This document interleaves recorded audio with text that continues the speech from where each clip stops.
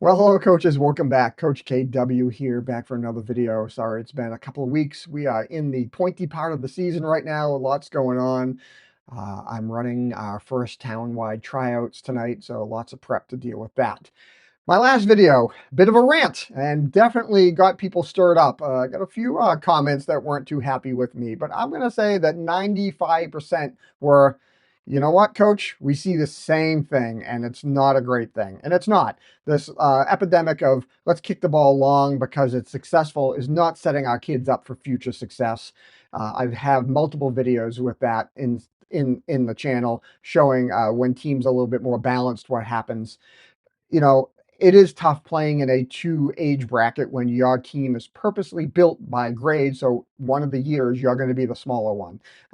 So it's something for us to deal with, but it's so blatant. So what these teams are doing, it's the typical youth soccer trope. Take the big, strong, maybe fast kid, put him up front, fire the ball up in that direction and hope that he can get on it and force his way to goal, and it is successful to a certain degree. Today, we're going to look at ways that we can counteract that, ways that my team has changed what we do. Even in game, we're going to show you actually in game as we make adjustments with my players. I'm so lucky. My kids are so smart and so good. We've been with them now for 3 years, so they really understand us. They've really picked up a lot from us. It's really, really satisfying. And in game, are able to make some adjustments. And so we're going to look at some of those things. In addition, we're going to take a look at some things we've done at practice, and we're going to use the whiteboard to also describe some of the things so we can look at it on with the magnets and then look at it with the video and kind of put the two together. Okay, so let's go. I hate doing those rants. It is my channel. I can do whatever I want. And usually I save those rants for my wife and my assistant coaches. But this time you got it. But while the video did a great job, I don't want to rely on that. I'd rather rely on you folks hitting the subscribe button, the thumbs up button, sharing and liking, and giving me some comments. That's always the best way to grow this channel. And I appreciate all of you. So let's take a look at the whiteboard and some video, and then we'll get back together at the end. Okay, back to the whiteboard. We haven't used it in a while, and well, I've missed it. So here we are. So let's take a look tactically about some of the things that we've seen and what we're trying to deal with here. So you can see here my preferred sort of 3-4-1 setup that I have going on. And this is kind of the default when in possession, kind of our structure. So we have a good structure across the field. We've got our width, we've got some depth and support and all that sort of thing.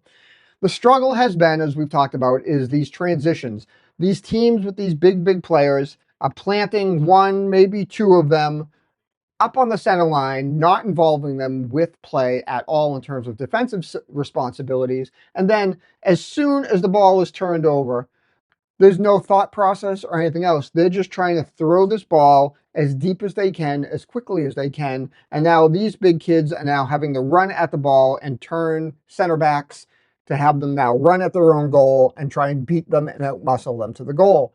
Or conversely, keeper picks up the ball and quickly, as soon as they can, are launching punts over to do the same thing.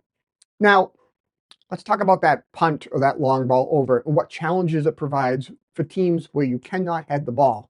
So let's take a look at these two poor players here in isolation. This player is defending, the purple player is attacking. The ball is coming in this direction. So let's now consider what this player has to deal with since they can't head the ball. They have to judge the flight of the ball in the air, 30, 40 yards, plus height, whatever else is going on. So these kids are still working on depth perception and being able to track those trajectories, the parabola, because as it comes over, there's a lot of math going on in the brain. It's amazing what's happening. They're having to deal with that.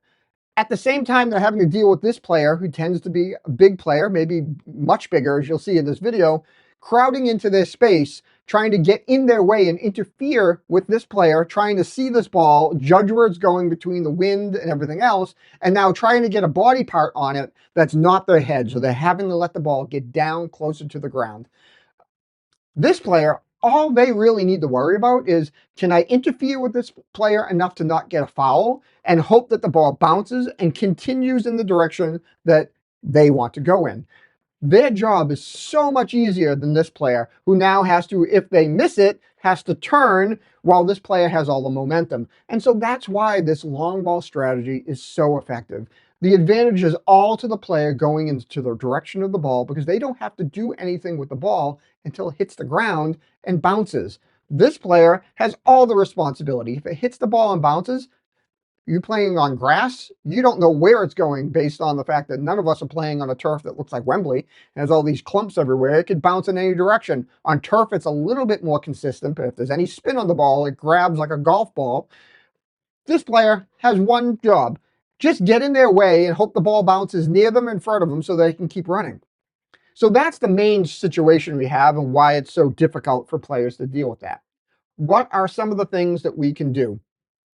So first and foremost, one of the first things that we've talked to our team to do is, while we've been successful when we play teams that are similar to us in terms of size and capabilities, and even the long ball doesn't travel as far because they're more close to our age, maybe they're all fifth graders as well, unlike fifth and sixth, as I talked about before, is that while we like to be this aggressive team with the ball, we support the ball, we counter press quickly, we're all around the ball, even when that happens, and my center backs and my six are active, what we've had to say to them is, when we're in a situation where we have teams where when the ball comes either by deflection or a lost dribble or whatever else, this player is not looking to make a pass. There's almost zero time to counter press because their first action is to take a kick at it and send it long for somebody who's just hanging out here, which puts these folks at a disadvantage. So what we've had to say to these players is, you need to be more aware and perhaps take slightly deeper positions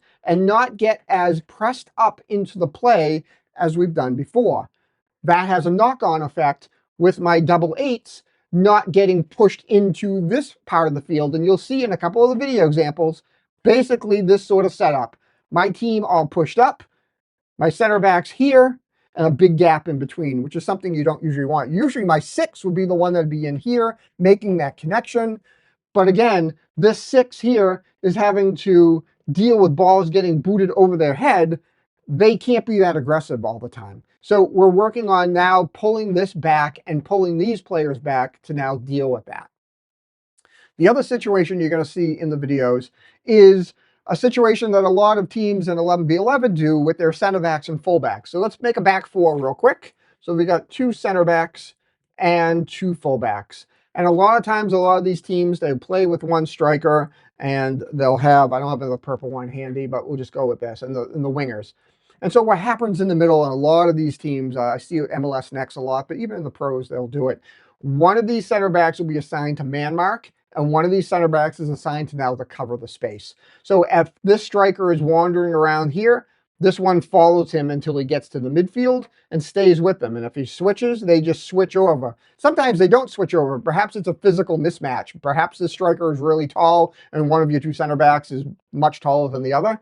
Then they may actually just follow them around. But that is the situation you see a lot of times. So if we go back to our 9v9 situation, what we've also done in game, we've talked to our six. Your six is usually one of your smartest players because they're having to deal with the center of the field. They help organize the defense. They know when to go forward and to go back. So usually it's more of your talented, smarter, more game-aware players. We've talked to this player to say, hey, you've got a threat that's happening here. Your job now is to man mark. You don't have to be inside this guy's shirt all the time, but always have an eye on them and let them know you're in their presence. Make it harder for them to get on the ball because there's two ways to keep the ball away from this player. Stop it from the source, which is hard on a punt or just a random kick, or discourage them, make it difficult for them to have any time when the ball comes to them by being really close to them and pressing up and man marking and disrupting there. So one of the situations, again, we talk about is if this person is man marking, it just means these players have to be more aware, and also your other players in their defensive responsibilities need to be more aware. So if this player is man marking, now we're telling one of my eights, hey, keep an eye behind you to make sure nobody needs help. And we tell our wingers, whose job is to always mark their other winger, you can't fall asleep. If this guy starts wandering infield, you come in here, even if they're into this space here, because they're looking to get in when this player has been pulled out of position. So it is a team effort. Imagine that, soccer, a team effort. But that's sort of the concepts that go on there. So deeper positions on goal kicks, on punts, on turnovers, being more reactive to get back sooner, The danger is your players are running back too much and now creating onside opportunities for these players to get back here. So it is a delicate balance. We don't want a sweeper of old standing way down here because basically now they're isolated 1v1. And you just never want that. So it's just being smart to give themselves a little cushion. So if that ball is coming long, we've got players in position to deal with that, whether there's 2 players, 3 players, 1 player, and giving themselves the space and the ability to see the ball, that if the ball is going to bounce, they might be able to take a couple of steps back to make sure it doesn't bounce over their head. If they're able to get to the ball and step in front, they can, and these players can come in and cover if things go wrong. So that's a couple of things to look at on the whiteboard. Let's take a look at it on game footage. All right, so here's our first situation. I'm going to pause it as we play and back it up in a second. But we'll just see here, we had the ball way down low, long ball up to really big striker. You can see the size of that kid compared to some of these other kids on the team. Uses a little bit of his pace, uses power, as my center backs are a little bit, shy to engage with somebody that big. Let's back up, though, a little bit. Let's just see where this begins. So you can see here, we had possession of the ball down in this corner. We had just lost it. And our shape wasn't fantastic as we go through here and play. I'll pause this just a second. Right there. Right there. So now, as I talk about on the whiteboard, my defensive line is high because that's where I like them to be, because we can have a lot of pressure on the ball. But in this situation, that turnover happened so quickly that now the rest of my team is not in any sort of shape to help these folks out. And now it's really 3v2. But because of the size of the number 77 on the field, even though we quote unquote outnumbered him, he's able to use his size, and he doesn't have a lot of pace, but it's his size that really keeps him to be able to keep that ball. And you'll see that a few more times in the game. So my striker is all the way down here because he was pressing the ball because we were down there. But you can see I don't have a lot of plays in the middle of the field. My 8s have pushed way up. The wingers are out there. So even my 6, who might have been in here, is actually better off than the fact that he's right there because he's close to the defensive line. And so, as you can see, one-on-one battle, kid kind of just knocks it forward. We're able to catch up with him, but you can see the size difference. I mean, the kid he's playing against is a larger than average 5th grader in that situation. That kid was almost 5'9". Like, he was as tall as the college ref that was on the field. So he's going to use those natural abilities that he has to push the play up the field. So that's one of the situations where we get in trouble with that. All right, so in this situation, we'll see what's going on here. Again, this ends up with a goal, right? We make the right play there, but then, again, just a forward ball as we stop looking. My poor defensive, my center back just can't find a way around the kid when the ball bounces back. But again, ball, quick transition. We can't really slow this down as the play goes on. He makes a good play right here. It just comes to another kid, and their first thought is, can I push it forward? Now the big kid basically shields the ball, puts it in the back of the net for a 1-0 lead. But in this situation, you can see we're starting to adjust a little bit. So this player hasn't gone very quickly with the punt. But you can see right there, right before that happens, as we're getting to remember to move back, you can see this center back all of a sudden, remember what we're trying to tell them here as we're making changes on the fly, and he starts walking backwards very quickly as he's getting ready to go here. You can see they're all walking back, and then we give that call. I can hear my assistant coach yell out to him, and he takes a few steps back, and now you can see even my 6 is telling him, push back, push back, push back. So it's not exactly there because, as we talked about on the board, the next change we make is we have the 6 kind of invert below him. Right now, we're still with that 6 in front of the 2 center backs to make our triangle. What we do a number of times is we invert that triangle, and the 6 stays behind the 2, and the triangle looks like that. But we don't go too far because, remember, we talked about being on offsides. We want to keep them drawn in offsides. All right, here we have a goal kick. And now you can see we're starting to make some of the changes. So let's take a look right here. So this is one of the main changes that we start to do. We talked about it on the whiteboard briefly, and that is we have now gone to a man marking / cover system. So if you notice here, Watch the big player in the middle at the center spot and what my player does. Notice he's not looking at anything else really but where that kid is. Now, does he wander away a little bit because the other kid comes into play? Yes, but let's take a look at the situation we have going on here. So now we're starting to get our players to understand, hey, we've got two center backs. They've got good size and pace to recover. Let's just drop back and keep everything in front. And now my 6 has now man-marked this player to stay right with him. And what we've also said to my 8s, here's 1-8, and here's the 8 that intercepted the ball, is if they push another player up there, I need you to be aware, and one of you needs to go find that player. So, in fact, this 8 is basically come over to man mark this player, and that's how he makes the interception. Let's scroll that back just a little bit. You can see here, unlike some of the pictures we showed earlier in the how all the players, the attacking players, were pushed up and leaving a big gap, you can now see here, this 8 has moved backwards before this goal kick happens. And as he does that, we've got we got a player in here to worry about this. My winger is coming back, watching him. My other winger is out of position and walking, needs to get his butt back there, but that's a different story altogether.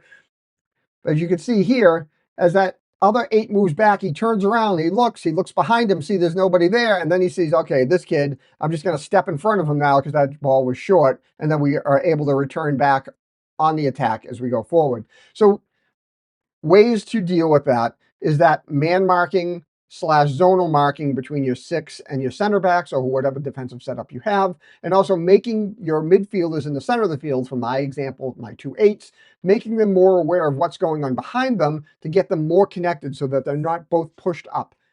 What's interesting here is it's in the second half of the same game. We're working on these pieces and parts, and now you can see the reaction of my back line is much quicker. My 6 is still in the game, and you can see already he's turned and he's running. You can see his body shape, always keeping his head back, looking. I have a different set of 8s in there. One of the 8s is there, and the other one, the 8 and the winger, swapped. But you can see now my team has much more urgency. They can see the other team is basically racing up the field. This kid on the near side doesn't run with as much gusto as some of his teammates, and some great footwork from my wing player, and they get up the field. But what was interesting is as the game went along, my players start to recognize, hey, we've now got to worry about this, and we need to get off of that center line and get behind it and keep our heads up for where that ball and those runners are coming from. You can see the punt really probably should have went to the other side of the field where the other player was. Maybe he saw this player was in empty space back over in this area and thought, okay, I'll put it there. But again, much deeper defensive set on that transition helps you with that component. Now, here's an example where we look at perhaps the man marking. That big kid is now right here on the field. You can see him kind of dwarfing everybody else on the field. All right. And my 6 is actually right here, keeping an eye on things. You would expect my 6 to be here, but because we've said to him now, hey, your job is to keep eyes on this kid at all time, that's exactly what he's doing. So you can see here, this winger is come back to help because he realizes there's only 2 there. Here's my center back and here's this center back. And my winger is covering his winger, as is his responsibility on our system. So we'll play this through here. We have some opportunities here to win the ball. It gets a little messy here, but again, watch. He's just watching. Actually, it's really interesting right here because at this point, this has now been happening for a little bit. You can actually see this kid giving him eyes like, are you still looking at me? Because now that's what's been happening much of the second half is he's basically just been following him around, and he's actually getting pretty annoyed with it because nobody's ever done this to him before. It's kind of amusing. He's got eyes. He sees he's there again, right? So we're getting in his head a little bit, but he's just keeping him in front of him, he doesn't have to be in man marking. You don't have to be in the kid's shirt the whole time, but he knows where he is the whole time. He just took another glance over to look for him to see where he was. Part of man marking is letting that player know, I'm going to be with you wherever you go on the field. And for some of these kids, it starts to get in their head. You can see here, he's running across. He has him in front of him. Not the most orthodox sort of situation here. Ball kind of kicks back on the turf. We actually get a handball out of that, but better situational on that. Here we have a goal kick. Now, again, you can see now, this is a good example. It's a really good example here. Here's our man marking. They're literally tangled up. Like 77's actually pushing him at this moment. Here is one of my eights all the way back into the defensive half. Center back here. Center back keeping, since the ball is on this side of the field, the center back's cheated over. Here is my winger tucked in. Here's my other eight. Here's my other winger, and here's my striker. So we've really now pushed the whole operation back. We've given them places to play, but we've taken away most of the main options that they may go with. And you'll see here in this situation, they're now trying to force the ball. It actually hits my striker. So then they take another long shot. It hits my winger.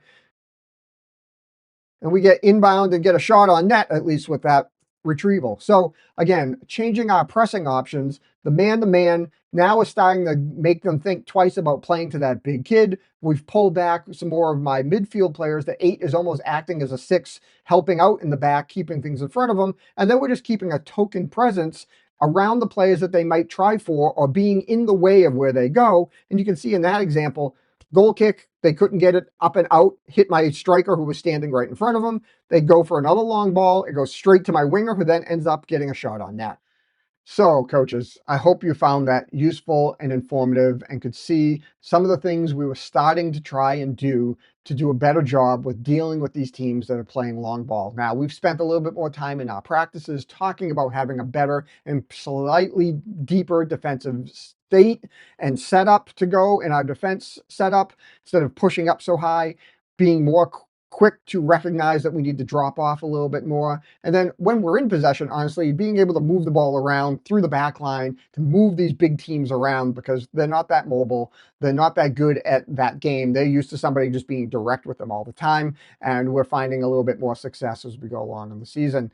If you enjoyed this video, please like, subscribe, share, and give me a comment. And if there's another sort of situation you see a lot happening in your games, let me know. Maybe I've seen it too. Maybe have some footage, or maybe we can just talk about it. So otherwise, I don't have much more to say today. No ranting or anything else at the moment. So I hope you're all having a great end of season if it's your spring season like it is for mine. I'm into tryout season, which is always a administrative nightmare, but maybe I'll talk about that someday. But until next time, I hope you're doing well on the fields. I'll see you real soon. Bye-bye.